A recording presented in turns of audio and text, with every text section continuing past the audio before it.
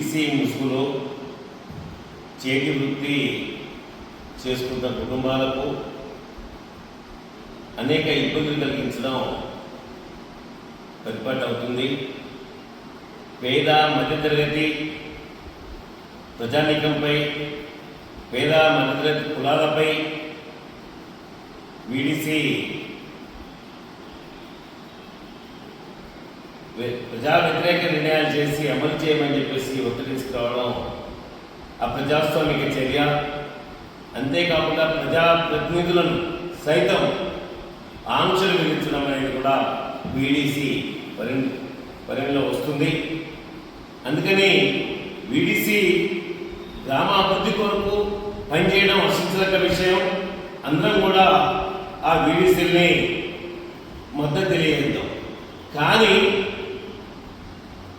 ఇక్కడ అనేక రకాలుగా దళిత, బీసీ, మైనార్టీ కులాలపైన, ఆ కుటుంబాలపైన ఈరోజు ఆంక్షలు విధించడం అనేది సరైనది కాదని, ఆ వెలుగులోనే ఎర్రట్ల మండల పరిధిలో తాళారాంపూర్ గ్రామంలో గీతా వృత్తి పనిచేసుకొని జీవిస్తున్న కుటుంబాలపైన తాటి చెట్లు గ్రామాభివృద్ధికి కేటాయించాలని వేరే ప్రాంతాల నుంచి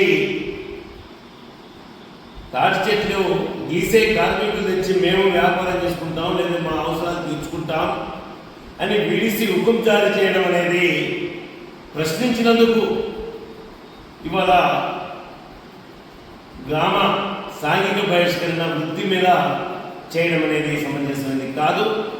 తమ వృత్తికి న్యాయం చేయాలని, ప్రభుత్వానికి రాయల్టీ కడుతున్నామని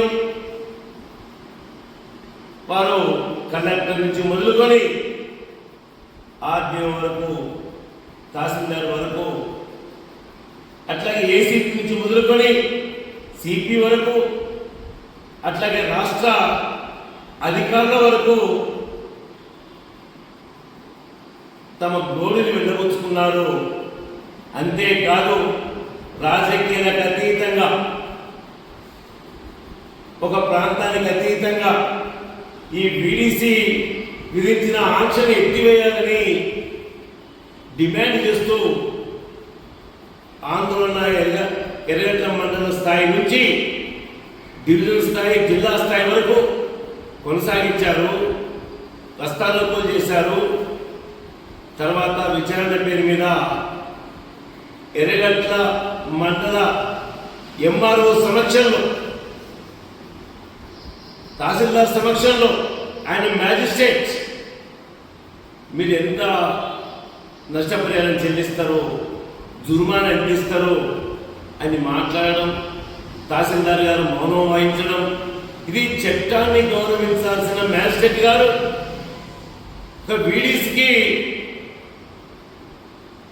దాదాపుగా సహకరించడం అనేది సమంజసమైనది కాదని నేను గుర్తు చేస్తూ, ఈ వెలుగులో ఏదైతే ఆర్మూర్ కోర్టులో కొలిప్యాక బీడీసీ సభ్యులు దళితులపైన ఆంక్షలు విధించి అవమానపరిచి ఘటన పైన 5 సంవత్సరాలు శిక్ష విధించిందని చెప్పేసి పత్రికలు మేము చూసాం. అయ్యా బీడీసీ అధ్యక్షులు, కార్యవర్గ సభ్యులు ఆలోచించండి. గ్రామాభివృద్ధి కొరకు మీరు పనిచేయండి. గ్రామాభివృద్ధి కొరకు అన్ని రాజకీయ పార్టీల సహకారం తీసుకోండి, అన్ని కులాల సహకారం తీసుకోండి. కానీ ఇక్కడ కొన్ని వృత్తులపైనే, అది జాతులకు, కటికులపైన విధించడం అనేది సమంజసమైనది కాదు. దళితులపైన విధించడం సమంజసమైనది కాదు.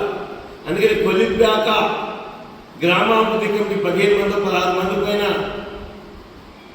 నేడు నిరూపణ అయిన తర్వాత శిక్ష విధించిందని చెప్పేసి పత్రికలు చూస్తారు. దీన్ని చూసేనా బీడీసీ సభ్యులంతా కూడా మనసు మార్చుకొని ఒక ప్రజాస్వామ్యంగా ఉండాలని కోరుతూ అధికారులారా ఈరోజు రాంపూర్లో ఉన్న గీతా కార్మికుల హక్కుల్ని, వాళ్ళ వృత్తిని కాపాడి మహిళల యొక్క ఏదైతే పండుగ పూట మందిరం నుంచి గెంటివేయబడ్డ మహిళల గౌరవాన్ని